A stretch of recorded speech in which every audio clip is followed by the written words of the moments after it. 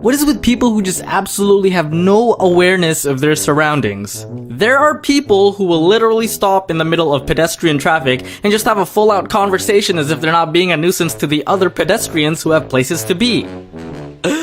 Ashley? Is that you? Oh my god, Vanessa! Girl, I haven't seen you in years!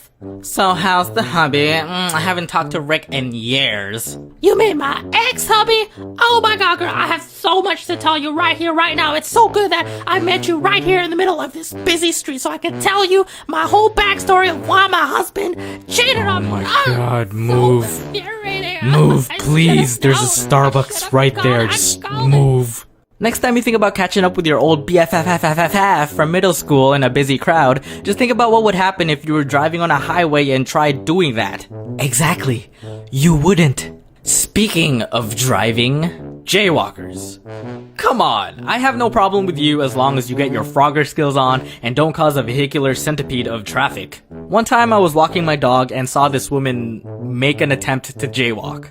And you know how as a kid you were always told to look both ways before crossing the street? Well, this woman only followed through with half of that advice. She only looked to the right, saw that a car was approaching, and so waited for it to pass, while she was on the opposite lane. And just a little tip for you jaywalkers, walk perpendicular to the side you're walking towards. I can't stand it when people walk diagonally when trying to cross. Like, I understand if you're trying to cut your walking time by taking the hypotenuse and saving a couple valuable seconds, but if you're going to do so, at least run or sprint or something. What's that math term? Asymptote? Yeah, don't be one of those. My other favorite is bus passengers, but more recently airplane passengers, or any public transportation passenger who chooses to sit on the outer seat and expects me to parkour over them or Cirque du Soleil myself into the inner seat without them moving. Moving your feet back might help if the gap between your knee and the seat in front of you is enough to accommodate my width. If it doesn't, don't do one of these. It literally does not change anything. If anything, it makes it even harder to squeeze through. Sometimes awkward. Yeah, you can pivot to the side so your legs are entirely out of the way, but you risk getting hit by my carry-on bag. So, the best case scenario, the best way we can make both of our lives run smoothly, just get up from your seat for 5 seconds. Unless of course you have bad odor or something, then that's fine, I'll just go sit somewhere else. And then you have people in supermarkets. Oh my god, supermarkets! You know those aisles that conveniently fit 2 carts side by side intended for opposing traffic? Yeah? Yeah, why would you use a both going the same way? Here's a tip on cart etiquette so you're not a burden on the human race.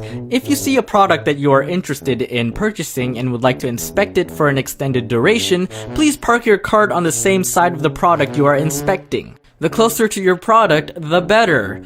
Don't have a heated debate with your husband as to why 2% is better than 1%. Just move!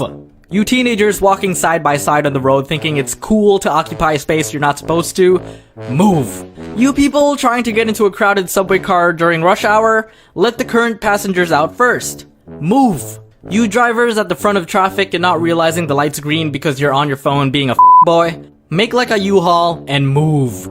It's so easy to avoid these situations. How do you not have the awareness that you are not the only human around and that other people need to get to places? Pro tip.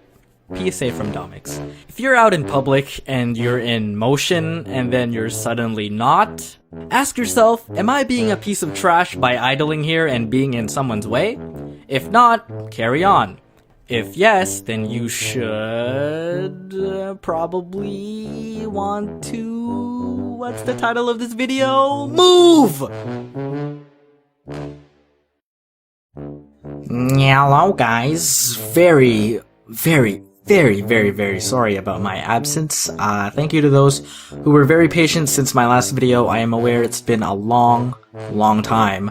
I've got a pretty sweet side project I've been working on with another animator buddy, and I'm excited to share it with you in the near future once it releases. I know some of you already know this, but I know not everyone follows my social media, but I wanted to let y'all know that the Domics merch stores are up. I say stores because I have one dedicated to prints and buttons, which Nancy and I, mostly Nancy, are managing on our own, while the other side is dedicated to shirts and other clothing and accessories, so please check those out. One more thing! I also now have a P.O. box, so you can now send me postcards, physical fan art, snacks, whatever you want as long as it's legal. Alright, see you guys next year. Just kidding, I'll try my best to get working on the next video ASAP, please don't kill me.